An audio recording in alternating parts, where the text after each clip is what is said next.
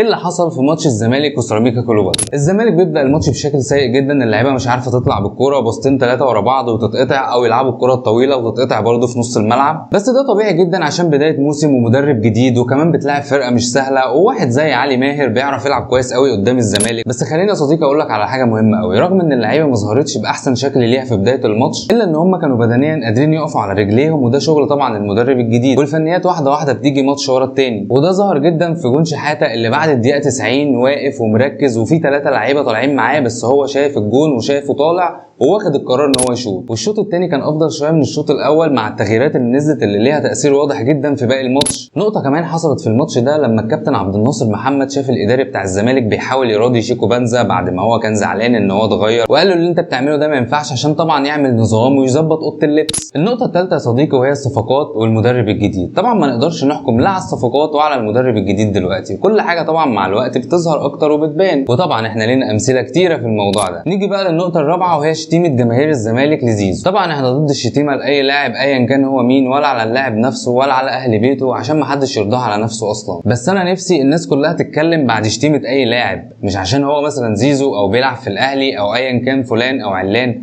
اي شتيمه كل الناس اللي بتتكلم دلوقتي تطلع تتكلم وتقول ان الشتيمه غلط وان ده ما ينفعش يحصل، يبقى مبدا موجود ومحدش يجزئه. مش عشان انا بشجع الفريق الفلاني فاللعيب ده اتشتم فازعل، والعكس لما يحصل لا عادي ما عنديش مشكله فيه. اما بقى بالنسبه لموضوع زيزو نفسه والخلاصه في الموضوع ده، عشان هنسمع منه كلام كتير، ولا اول مره ولا اخر مره هنسمع حوار زيزو ده. الموضوع ببساطه يا عم زيزو ان انت اللي عملت كده، انت اللي بعت للناس الوهم وان انت واحد من الجمهور، انت مش مجرد واحد محترف وممكن تروح النادي المنافس تاني يوم عادي. زيزو حاول يشتغل الجماهير بالحوار اللي طلع قاله على الاداره، والناس ما اشترتش اصلا الموضوع. عندك مشكله مع الاداره يبقى تبعد الجمهور بره الموضوع خالص، اطلع يا باشا في التلفزيون مع اي حد واحكي الموقف قبل ما تمضي مع اي نادي، وقول والله يا جماهير الزمالك انا جاي لعرض من السعوديه وجاي لعرض من الاهلي، بس انا مش هروح الاهلي عشان خاطركم، وساعتها الناس هتشيلك فوق دماغها ومش هتنسالك الموقف ده مش بعيد اصلا يروحوا يشيلوا الاداره يمشوهم من النادي. انما تبقى ماضي اصلا مع النادي الاهلي وطالع تقول اي كلام، الناس هتشتري ازاي؟ انت اللي عملت كده وطلعت في كذا لقاء وقلت اروح ليه العب في النادي المنافس عشان خاطر ايه؟ ده كلامك مش كلام حد تاني. بس يا صديقي ده ملخص الماتش وحوار زيزو. ما تنساش تسيب لي رايك، ولو اول مره تشوفني اعمل سبسكرايب عشان تشوف الحكايات الجديده.